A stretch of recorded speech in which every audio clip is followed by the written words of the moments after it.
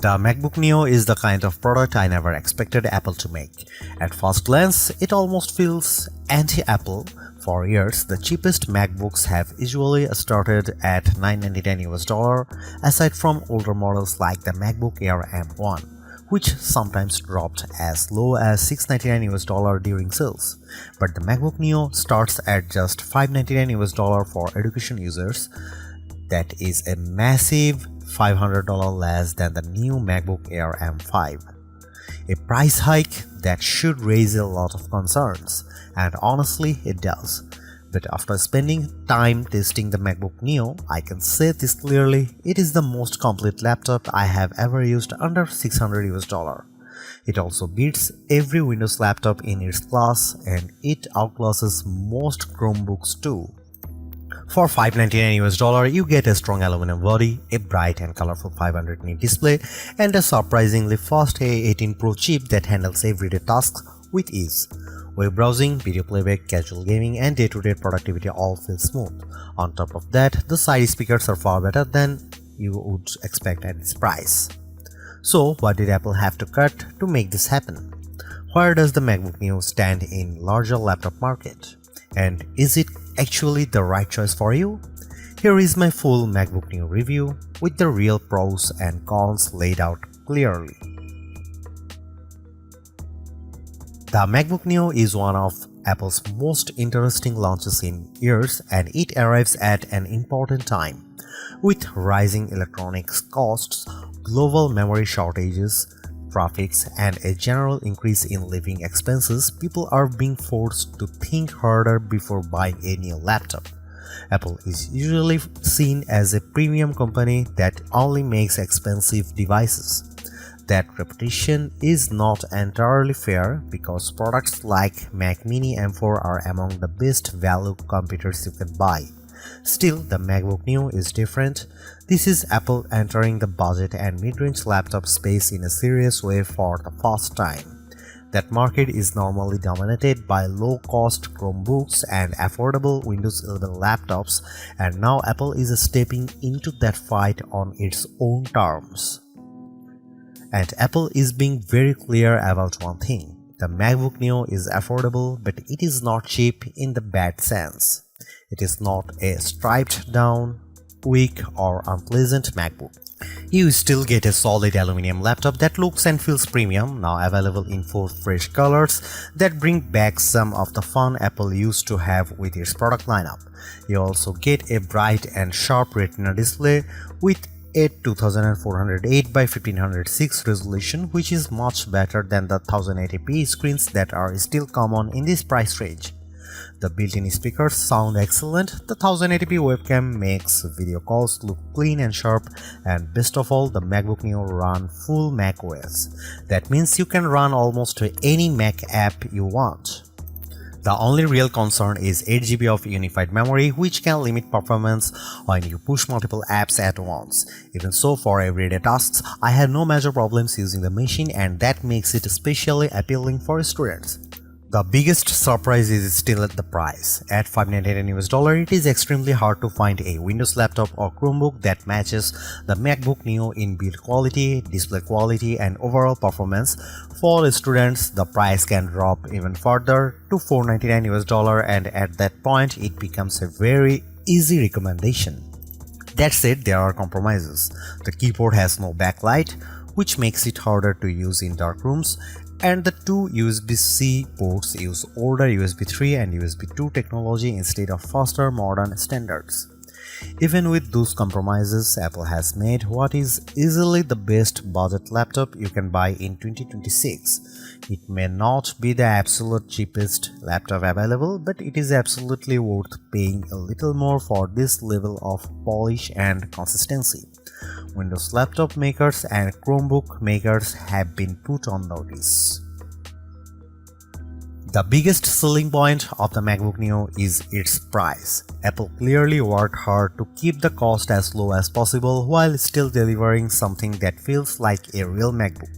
The starting price is just $599 with an additional $100 discount for education users. That makes this one of the cheapest Macs Apple has ever released. Yes, The Mac Mini M4 launched at a similar price and it is more powerful, but it does not include a display, keyboard or mouse. For pure out-of-the-box value, the MacBook Neo is the stronger deal.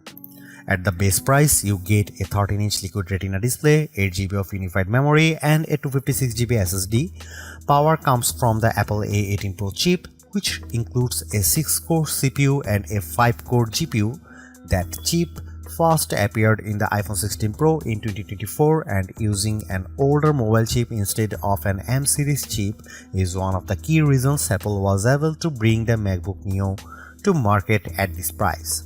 Hardware upgrades are very limited. The only major option is storage, which can be doubled to 512GB for an extra $100. Considering how expensive storage is, that actually feels reasonable. The larger storage option also adds a Touch ID button to the keyboard, which lets you unlock macOS, approve purchases with Apple Pay, and authenticate with your fingerprint. The base model does not include Touch ID.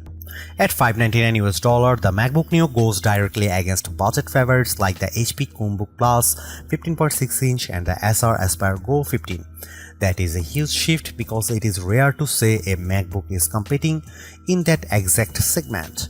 Apple's build quality and design easily outclass most of those machines. The MacBook Neo also changes the meaning of cheapest Mac. The MacBook Air is no longer the entry point, and that makes the new $1,099 US starting price of the MacBook Air M5 feel a little easier to accept, not exactly pleasant, but at least a little more understandable. There is one more detail worth noting. In the UK and EU, the MacBook Neo does not come with a charger in the box, only a USB-C cable.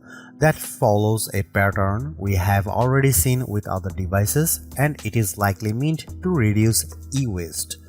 But if you do not already own a USB-C charger, you will need to buy one separately. The MacBook Neo proves that Apple still knows how to make a budget product feel premium. Even though this is the least expensive MacBook in the lineup, it still looks and feels better than almost every laptop in its price range. The aluminum body gives it a solid, durable and high-end feel. It also comes in 4 bright color options, and the review unit I tested was the Citrus version, which is a vivid green shade that stands out in a good way.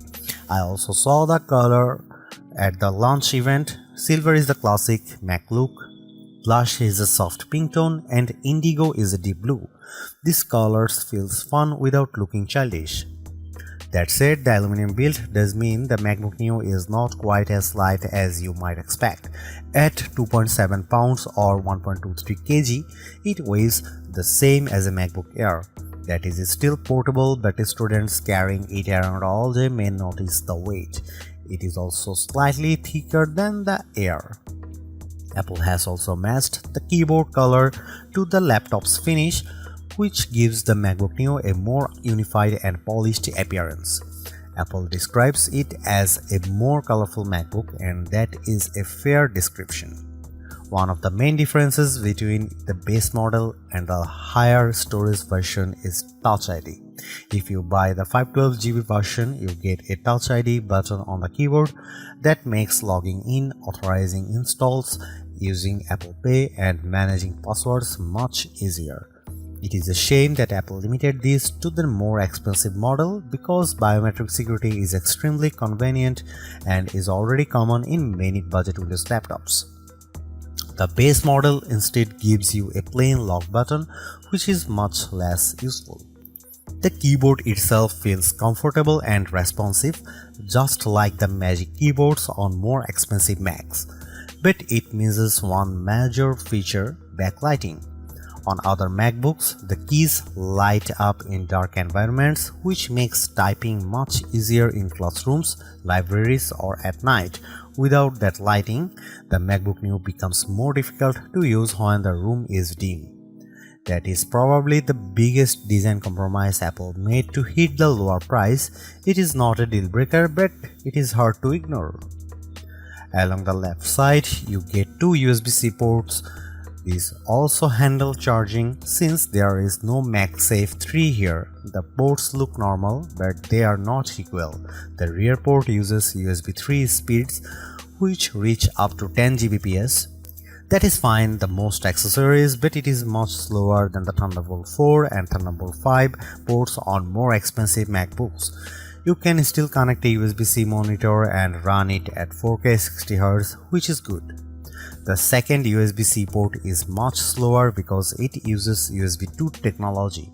That means speeds of just 60 MB per second, which is really only suitable for low-demand accessories like wired mice or keyboards. This is one of the more awkward cost-cutting decisions Apple made. The two ports look almost identical, but they behave very differently. That could easily confuse people, especially when a flash drive suddenly transfers data much more slowly than expected. Even though I understand why Apple did it, using USB 2 in a 2026 laptop feels hard to justify. Still, the rest of the design averts that kind of disappointment. The aluminum chassis looks premium, the 13-inch screen is a strong choice for portability, and the display itself is one of the best parts of the MacBook Neo. At 2408 by 1506, it is much sharper than the 1080p panels most budget laptops uses. It also gets up to 500 nits of brightness, which is excellent for a laptop in this price bracket. That brightness makes the screen easy to use outdoors or in bright rooms, while the color reproduction is vivid and rich thanks to support for 1 billion colors. For anyone who has used a cheap laptop with a dull, washed-out screen, the MacBook Neo's panel will feel like a major upgrade. It is one of the best budget laptop displays you can buy and maybe the best of all. The only missing feature, of course, is touchscreen support, because this is still very much an Apple laptop. The MacBook Neo is the best budget laptop you can buy right now. It is true that Neo sits at the upper end of what many people would call budget, but the gap in quality between this and most Windows laptops or Chromebooks at the same price is huge. The design is premium, the display is excellent, the speakers are surprisingly strong, and the performance is more than good enough for day-to-day work. What impresses me most is that Apple did not cripple macOS just to hit a lower price. You still get the full Mac experience along with support for the broader Apple ecosystem. That makes the Neo feel like a real MacBook, not a watered-down version. Yes, there are compromises. The USB-C setup is awkward, the keyboard has no backlight, and the 8GB memory limit is restrictive, but those issues are understandable in a laptop this affordable, even if they are still disappointing. At the end of the day, Apple has made a budget MacBook that actually feels worth buying. It is not the cheapest option on the market, but it is one of the smartest.